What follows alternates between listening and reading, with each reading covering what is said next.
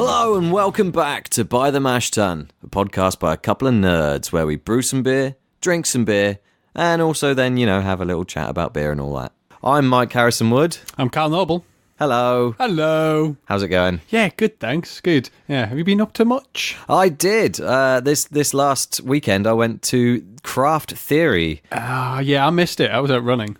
Shame. Shouldn't have. No, well, I mean, I shouldn't have, but I did. Yeah. So there we go. I did try to run back in time, but I missed it. Yeah, the beer was not alluring enough for you. Is that the problem? No, I just, I've lost track of time and I ran really far out. I just, when I was like, best get back, I was like, I'm still quite far away. We've all been there. I've never been there. How was the beer anyway? It was that I missed. Bloody lovely. Yeah? Yeah. Any standout things? Well, there was a lot of the local breweries that you see often, but like the cream of the crop, the ones that are doing the really interesting stuff. It wasn't any of your bog standard English bitters or anything. No. It was definitely the ones that are pushing boundaries. One of the best ones I had was by Elusive, based in Finch Hampstead. Oh, nice. They did a what was it? Ice cream white stout. Oh, that sounds good. It was very nice. Was it one of those confusing stouts where you look at it and it looks like a pale ale? Oh, it was very light. Very light. Because they always, like, even though I know about them, they always baffle me. I'm like, oh God, what is that? Yeah, I liked it. It definitely had the vanilla. It had the sort of hint of chocolate that gives it the illusion of a roast. Yes, yeah. But it still wasn't as convincing as some of them have been. It was, however, a delicious beverage. Okay. Really, really nice on its own merits. We might have to take a run at one of them at one point. Yes. Just because it's like black IPAs I don't get my head round. Yeah. But a white stout, it boggles my brain. We'll get to it. Yeah, what are we brewing today? Well, that is a very good question. What are we brewing today? Today, we are brewing a West Coast IPA. Okay. So how does this differ from our smash brew then? Well, there's more ingredients. More ingredients? Of different, not just of Not type, just a quantity? but of quantity as well. Right, wow, okay. There's just more of everything. Oh, well, that's brilliant. Yay! Okay. So, first of all, I feel I should get into the history of just what a West Coast IPA is. It's not a bad idea. Is it West Coast England? Is it West Coast America. States, well, you've got the entirety of the West Coast. You've got California, you got Oregon, you got Washington. Any sort of the early IPAs from that area are considered to be West Coast style Okay. IPAs, as Makes long as sense. they're consistent with the style. Yes, that style being a strong IPA, not super strong, somewhere between the strengths of 6 or 8%. Okay. Often with a very dry, bitter finish, but balanced with a very citrusy and tropical fruit flavor and aroma. Yeah. So you get this really refreshing, but really heavy, really intense in basically every single direction you can think of, except for good. the malt might have some complexity to it, but it's not in your face. It's very much held back. Yeah. And the yeast profile is basically non-existent. You want Right. it to be- So just using a very, very clean Yeah. fermenting yeast. Lovely. Yeah, it is good. I don't get me wrong. I do like a a yeast flavor, but in that sort of style, you don't want that coming through at all. Really, No. you just want the hops to be the star of the show, Exactly. don't you? And there's so much else going on in the style, so big. You don't want that distraction. You want them to pull all of the focus. Yeah. Okay. Well, we've already started mashing. Yes. And I mean, it's smelling grand. Yes, it is right up to the top of my mash tun as well. Yes, it it is brimming. It's scary. Yeah, so we're doing a lot more this time than we did last time. Mm-hmm. Okay, that's good. Well, I mean, we've got some of the grain with us. Yes. So which types of grain have we mashed in? So there's a few different ones that we've got, including the Marisotta that we had from last episode's brew that was 100% Marisotta. We've still got Marisotta there, and it is most of the malt base. It's 77%. Right, okay. I don't know if I should go through the entire ingredients list, but I'll give it a brief. Yeah, I mean, I don't think going through all the percentages and stuff is that important, but just give us a rundown of the different types of malts and the different hops that you've got. Okay. So you've got mostly Marisotta. Yeah. You got a touch of oats. You got a touch of wheat. There's also something called Munich malt. Okay. That is similarly a pale malt that can be used 100% just to give its We've own. Got some of it here. I'm just going to have a little nibble while you chat. Why not? The difference to Maris Otter is that it tends to just have just a little bit more complexity. It's still definitely a pale malt flavour. It's just there's a little extra kicking around in the background. You do have to sort of search for it. And then what we've also got is just a touch, very small amount of malt called Cara Munich. I do like Cara Munich. Yes, so it's we'll get into this in other styles, but it's a sort of slightly roastier, much sweeter version of Munich. Yeah, so it's kind of just giving it a bit of an extra edge, just so that the malt profile just kind of kicks through a little bit. Yes, and it is just a touch. It's going to be barely noticeable. Yeah, I'm just going to try. I'm just going to gobble some Maris Otter. Why not? So we've currently got a little bit of Maris and a little bit of Munich. What can you taste in the difference of both of them? Have you definitely gotten the right way around? Yeah. No, I definitely have, because I remember which glasses I put them in. See, I forgot completely. Well done. We've got two things in front of us, and you forgot which way around they went. Okay, so this is the Maris Otter. Oh, thank you very much. In the shot glass. Have a try that. The Maris I found slightly sweeter, and not quite as full on malty. I definitely found the Munich malt a little bit more, has just a bit more body to it. Yeah, very white bready, very soft. Yeah, sweet. But no, it's very nice. Maris Otter is one of my favourite malts to use as a base malt, but I do like always putting in plenty of, well, not plenty, but a nice bit of Munich as well, especially when I'm doing this sort of style. And obviously you've got oats and wheat in there. I'm guessing they're for head retention and mouthfeel. Yeah, essentially. Again, with other styles, they're a lot more prominent, so we'll get into exactly what they do. Oh, that Maris Otter's... No, this isn't the Maris Otter. This is the Munich. Yeah. This is lovely. Like it's a lot more in the way that Maris Otter was just white bread. Delicious, fresh, squidgy. White bread. This is more like a lightly toasted slice of delicious white bread. Yeah. It's been in the toaster for like 30 seconds. Unbuttered. Yeah, you've got that really nice bready flavour, but there's just a bit more to it. Just a little bit of that. Yum. No, so more, please. Yeah, but I mean, you've got a small glass there. I've got a bag of it. If you want to just gobble down like 500 grams of grain, just you watch. I don't think it's a good idea. Cool. So, what sort of hops are we banging in? As the hops are going to be the main star of this show, what is in there? Well, I've got a lot. Or what will be in there anyway? I won't. Bat around the bush there. Beat around the bush. Not bat around the bush. I mean, you could do either. Yeah. Well, I'm gonna do both. You're gonna do both. Yeah. So go on then. Well, no, I'm not gonna do both. That was the point of the phrase. Yeah. Pick one. Yes. Do that. What hops you got? A lot. Okay. A lot. Only 2 varieties. Okay. So I tried to keep it as simple as I could on that front. Yeah.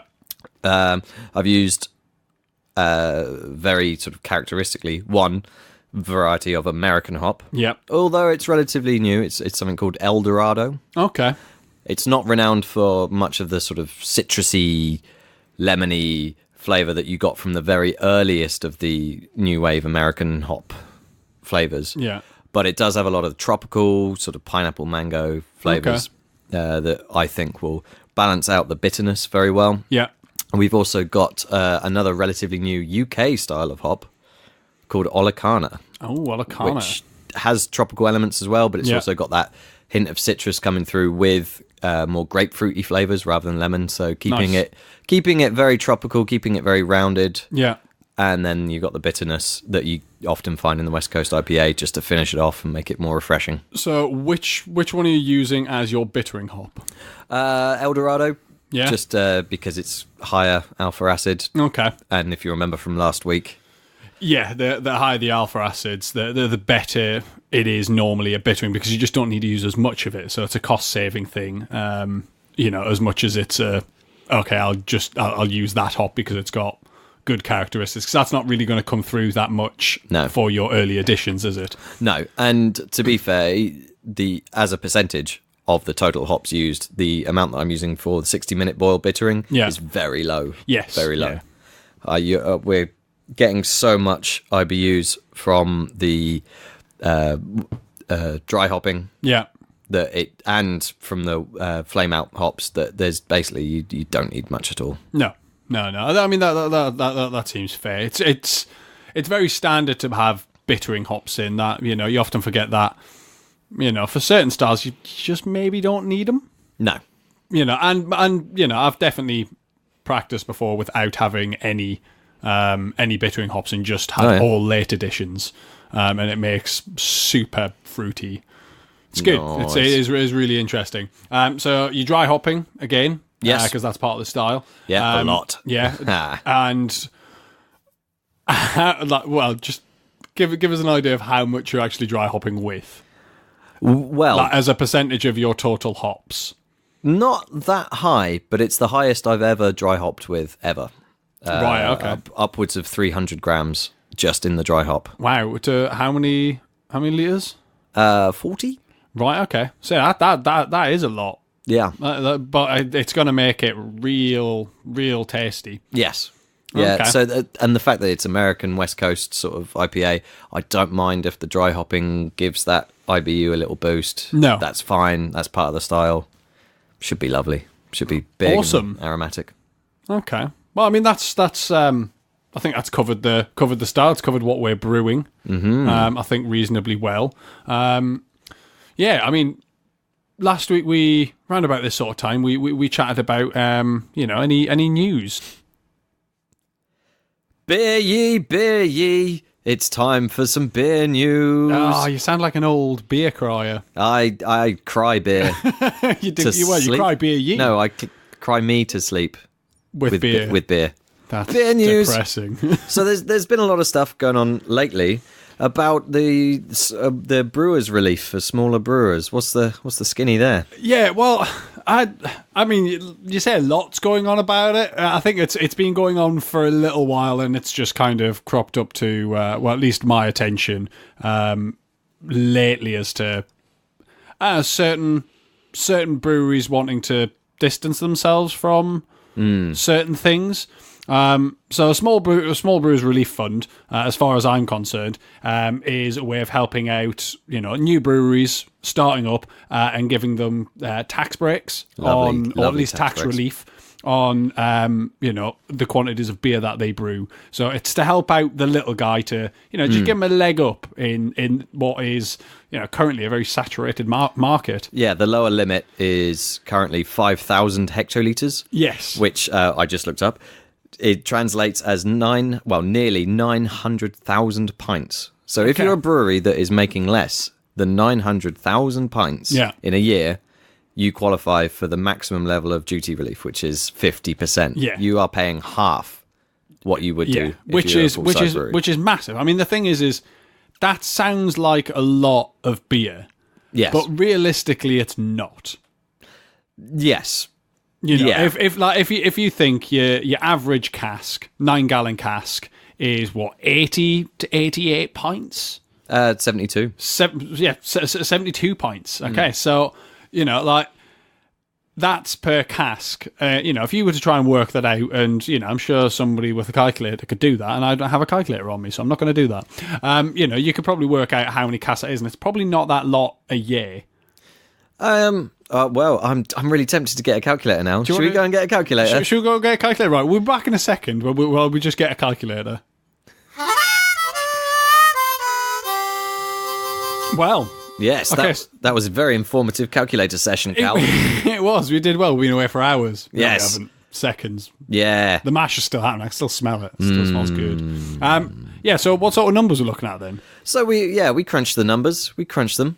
It turns out if we were using our very, very basic estimates of certain prices and whatnot, but 900,000 pints transfers to 12,500 firkins if you're doing just cask ale. Obviously, there's multiple other options out there.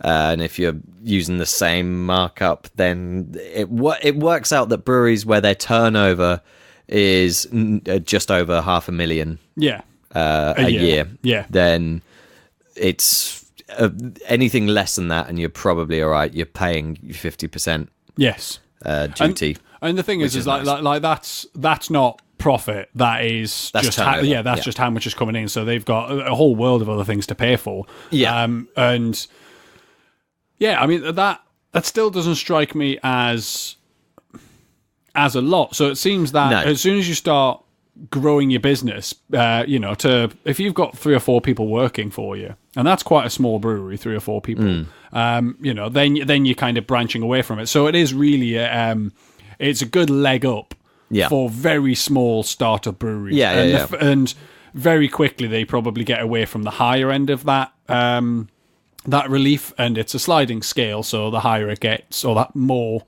That's the lower limit. Yeah. So you're getting 50% off up to that point. Yes. And then from there up to 60,000 hectolitres. Yeah. It's a sliding scale. Right, okay.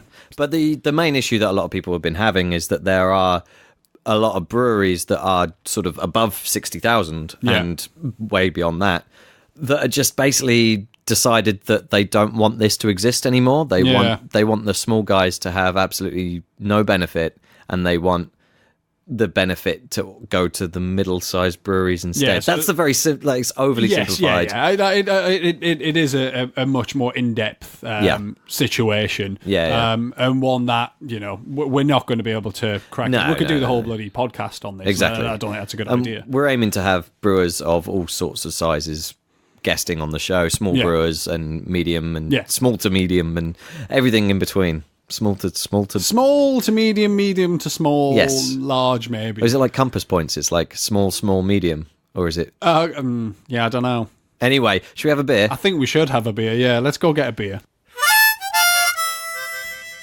Right, so we've got a beer. We've got a beer. I can see the bottle from here. It looks like a Lagunitas IPA. It is, yes, a very typical IPA, American style, brewed on the West Coast in California. Yeah, it smells great. Smells great, yeah. I'm very surprised I found this actually in a supermarket, not in a nerd beer shop of any kind. Lagunitas is definitely much more readily available. Like I've found it in a lot of different supermarkets. It's not... I don't know, I think it's one of the easier ones to find. Yes, go find it. Yeah, it is a very nice beer. Golden. It is very golden, isn't it? It's like for a pale ale, it's branching into the ruby side of things. Well, it's getting stronger. It's 6.2%, I believe. And it is, you do get an inevitable darkening of the beer as it gets stronger. Yes. You're not going to get a barley wine that is as pale as a 3% beer and that type of thing. No, not at all. Or like, how pale some table beers are. Yes, yeah. And so I feel... it's only a touch darker than is the theoretical limit. Yes, well, but that's it. Like the idea that there is a limit as to what colour beers should and shouldn't be. But, I suppose that's the same thing with like white stouts and black IPAs and stuff, isn't it? But I do like both those styles. Yeah, no, so do I. But anyway. Should we crack on? No. Have a smell? Yeah, go on then. I'm not getting much. It's not full on the nose, is it? I seem to be getting... because this is from a bottle... and it's not bottle conditioned. And to me, a lot of bottles that aren't bottle conditioned do tend to have one particular hint of smell coming through, and I am getting that from this. Yeah. I don't really know what it is about it. I don't know. I mean, like, I'm a big fan of bottle conditioning. Yeah. But I know, a lot of people don't like it because it's a hassle. Well, you've just got to not be too worried about a little bit of yeast in your beer. Just don't worry about it too much. You can gobble it down if you want to, but you can pour very carefully as well. You can pour very carefully, but so like the aroma is not as full in my face as I was kind of expecting it to be. It is. It does smell nice. It does smell very appetizing, but it's not. It's not as hoppy and full as I was kind of expecting it. Not getting much in the way of citrusy notes, but I am getting just a little hint of tropical, a bit orange almost as well. But no, I can definitely see that. I don't know whether or not the color. I should be smelling it with my eyes shut, so that the color isn't the color isn't affected. Oh, he's gone for a taste. It's got what's you got there? That's not huge.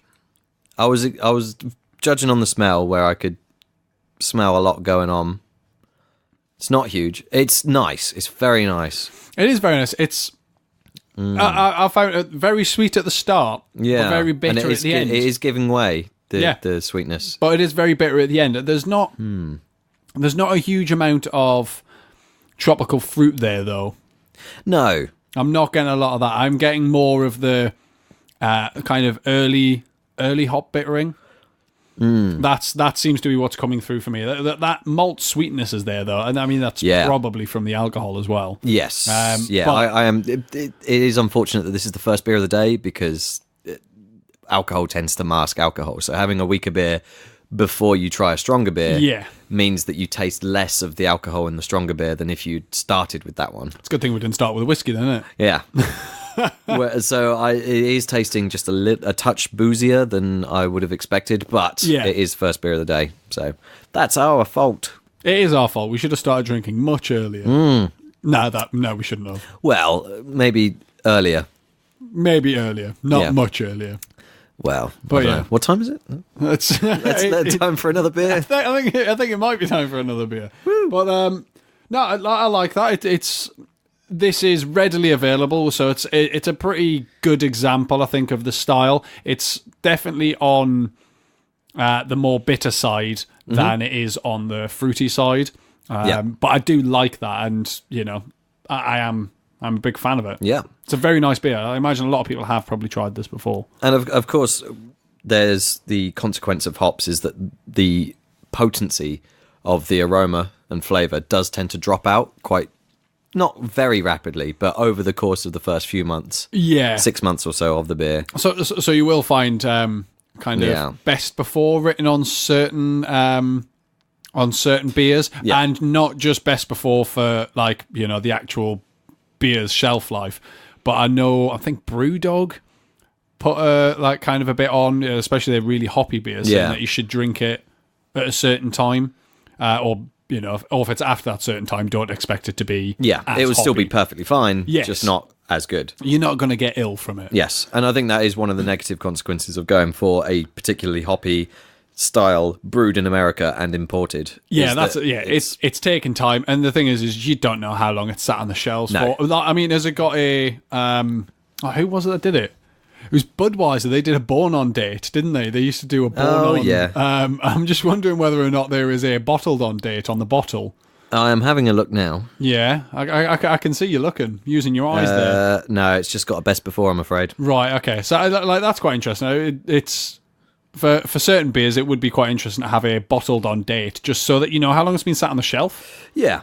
Because then, you can make an informed decision. If you're going for a really, really malty, rich stout, you're probably not going to care. Yeah, and if it's above a certain percentage, please. Yeah, exactly. You're going to be 4 years old. Yeah, I'll have a bit of that. Yeah. Whereas the really hoppy ones, you're probably going to go, I don't know, it's been on there for about 6 months. It was bottled 7 months ago. Do I really want it right now, or do I want to go for this 3-month-old one? And it will still be hoppy. I'm not saying the hops completely are removed. No, it just doesn't quite have that same...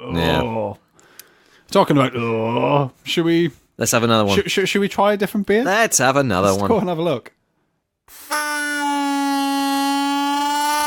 Right, what we've got here then?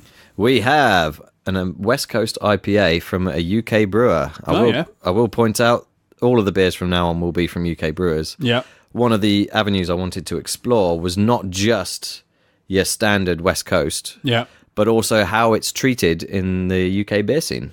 Okay, that's quite interesting. Our interpretation of the West Coast IPA style. Yeah, okay. As a weird subset of a bigger genre. I mean, that's the thing. Because the styles of beer, we have the internet these days. It works wonders. It's allowing styles to travel a lot better, people trying new things. So when you say a West Coast IPA, that is just a style. It doesn't mean it has to be brewed, and it doesn't mean it has to use West Coast hops. It doesn't have to use West Coast yeast. It doesn't have to use West Coast grain. It's just a style margin to fit in. So in the same way that you don't have to drink IPA in India for it to be an IPA. Yeah, exactly. So I see this was very clearly bottle conditioned. Yes. And has travelled in your bag well. Yes. It's looking good. Well or unwell, if you will. I mean, yeah, I'm not that afraid of a little bit of yeast in my beer. So no, it's a very glowing orangey brown. Yeah, it is still on the dark side. So what sort of percentage is this? It's a little bit pokier. It is 7%. Ooh, yeah. Okay, good thing I'm not driving later. Yeah, it's given how I've shaken it up, it's probably not a good idea to drink a huge amount of it, but we can give it a go. Give it a sniff. What are you thinking? It smells really good. It is much fruitier. Yeah, so much. I mean, a lot of that is real tropical. Yeah, it's I'm really getting kicking through. Peachy mango sort of stuff going on, all sorts. I've even got a wee bit of pineapple there as well. Lovely. Oh, that is real good. Right, I'm going in. He's going in. Oh, look at that. Looks like it's going down well. Oh, the yeast has dissolved his face. That's awful. It's much... Oh, I was going to say that's much less dry, but it does... The dryness really creeps up on you, just like the Lagunitas. Like, it starts really sweet, and then... Oh, God, you're right. Yeah. That took like 5 seconds to go off the tongue and just like, right, that's dry. Yeah. That is real fruity, though. It's a real 4-dimensional beer. In the time is a factor as well. Like the flavour changes. I don't want to get into the physics side of it, but time isn't the 4th dimension, Mike. Time is a dimension. Come on, we all know this. But it's not the 4th dimension, that's the thing. Anyway, it's very nice, yes. This is an omnidimensional beer we're drinking. Big, fruity, sweet, lovely, tropical, very slowly gives way to a very refreshing, dry finish. Oh, it's so sweet on the start as well. And because, as I was talking earlier, that alcohol hides alcohol. Yeah. It doesn't taste strong at all. No, it doesn't. It's lovely. You did mention, actually, while you were getting this out of the fridge, that this has a bottled on date. It does, yes. Thank you to Weirdbeard for providing information like that. Yeah. We haven't even said what it is, have we? No. But thanks to Weirdbeard, it's a Weirdbeard beer. So, the beer we are currently drinking is Weirdbeard's 5 O'Clock Shadow, an American IPA. And boy howdy, is it good. Oh, and it's a good one. Also, yeah, boy howdy, good for them for providing the bottled on date, so which... When was it bottled on? I know is just over 2 months from now. Right. So it's real clean. Real fresh. That is brilliant. And, is there still a bit of a yeasty goodness at the bottom there? Oh, you've rinsed it. I've rinsed it. So, yeah. No. I'm presuming you want to reuse this bottle, so... I mean, yeah, I can't see why not. It's always handy having brown bottles kicking about. That's real tasty and real good comparison to the Lagunitas. It's sweeter on the start. Yeah. Not as dry finish, but still has one. It's definitely not got that kick at the end. And much fruitier. So it does make me wonder whether or not the Lagunitas has been sat on the shelf for a little while. Yes, yeah. I think in a few episodes' time we'll go to California and try it straight from the... I couldn't keep a straight face. Hey, I am going to America. Oh, yeah? In July. Yep. I'm going to Florida. So, I might have a chance to try some slightly fresher... Lovely. Some slightly fresher West Coast style IPAs. So listen to this space. Yeah, I'll take a dictaphone and I'll talk to myself while I'm drinking beer. As does everyone. Yeah, I think they probably should. So yeah, I don't really have much more to say about this beer except it's really lovely. Good. Yeah, like they've done well. It'd be interesting to see how clear it would be if it had been left in the fridge for overnight. Yeah, and had a chance to drop out properly. Rushing it. Whoops. Well, it's still good. I'm not scared of cloudy beer. Should we have another? Well, I mean, yeah, I think we probably should. Okay. Let's go crack another one. Yeah. Oh, I've got another one. Hey! Oh, it's out of a can as well. It's out of a can this time. This is a brewery called Uprising, based in Windsor, and it's a beer called Treason. Oh, I do like Treason. It is a good beer. Yes. So give us a rundown. It's a bit weaker. It's 5.8%. Okay. So one of the trends I've noticed with a lot of the UK interpretations of the West Coast style is, whilst the style is traditionally 6 to 8, a lot of the UK breweries just nudge that down a little bit. It tends to go anywhere from sort of 5 all the way up to 7. Yeah. You don't really see many West Coast IPAs above 7, here and there. But I presume they're doing that for the British palate and sensibilities. I mean, I don't know. Well, I've seen breweries clocking out some seriously high percentage beer, so it's not.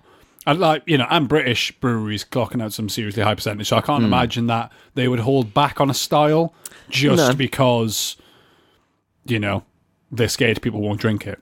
I feel that since it's a style that's only recently been adopted by UK scene, and I say recently, I mean 5 years, it's been quite a while, it's been out. There is a tendency in a lot of UK beer culture to be drinking pints and pints only. Yeah, and I'd like to think that that's probably changing. It is now. Yeah. When breweries first started doing West Coast IPAs, that was definitely more the case. Yes. And so making an IPA down at 5.2 or something made it a more sessionable beer. Yes, and presumably would sell a lot better. And yeah. And, well, I mean, the good thing is we don't have a pint of it. We don't. No, we've got a small bit of it each, small goblet, and it's real golden. Look at that. It just looks beautiful. Slight haze to it, not as much as the Weird Beard. No, I do wonder how much of that is condensate on the outside of the glass. Oh, could be. I have been rambling. Yeah. How does it smell? Oh, he's going to go good whiff of that. So you got some orangey bits as well as some tropical notes there. It smells a bit sort of danker. It does. It almost smells a little bit caramelly. I don't know. I don't know if I'm just making that. I mean, I am obviously making it up out of my head, but it definitely has a sort of caramel hint to it. Or at least I think it does. How are you feeling about that? The smell. No, I like it. It is juicier, almost. Which, looking at what we're going to be brewing in the next few months, juicier is a word that is going to be coming up a lot. Yeah. Yeah. Oh, there's the dryness right at the end. Yeah. So that is. It's not as sweet at the start. No, I don't think as the Weird Beard 5 o'clock shadow, and not as sweet as the Lagunitas either. I do wonder whether or not that's to do with, or in part do with the percentage difference. Maybe. So because it's not as strong, it hasn't got that alcohol sweetness to go along with it. No. But it is dry. It's dry right at the end. Finish. It is making me want to take another swig of it. Yeah. No, it's dry, but it's not, as you say, it's not sweet, but it's still full. It's still full. It feels like there's a lot of everything. I feel like I've just taken a big bite of fruit. Any fruit in particular? No. No, not really. It's kind of like, imagine if you got a good fruit cocktail and squashed it into one solid ball and then took a bite of it. Yeah. That okay. fruit. Whatever that fruit is, that's what I'm getting.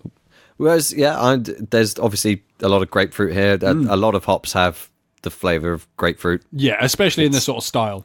Yes, yeah. But I'm also getting some sort of orangey notes as well. Like very delicious. It is really good. Yeah. And as we were saying, a lot more sessionable. Do you have a favourite out of them at the moment? Well, do you want to pick? I think if I was forced to spend longer than 5 minutes on any one of them, and you are. I am. It would probably be the Weird Beard, because I feel like I could have smaller sips and savour them longer. Okay. But if I had to, which would I rather have a pint of on a sunny day? Yeah. Probably the Treason. Okay. So, very situationally different then. Oh, yes. Okay. Does the Lagunitas not factor in? I think it suffers from, presumably, the age and the transport. Yeah, I feel like it could be more intense. The three that we've had, that has definitely been the least hoppy. Or at least, sorry, not hoppy, but the least of the aroma and, full-on fruity flavors, which from the style you would be expecting. Yeah. Well, which one's your go-to?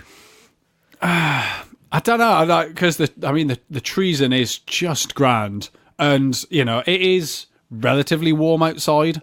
We're going through like an April heat wave, and I don't know, like I think that's playing in. I think the treason's probably the way I would go. Yeah, yeah. Don't get me wrong, the Weird Beard one is cracking, but the percentage, I think, probably makes me go, okay, I'd have a bottle of it, but I probably wouldn't have much more.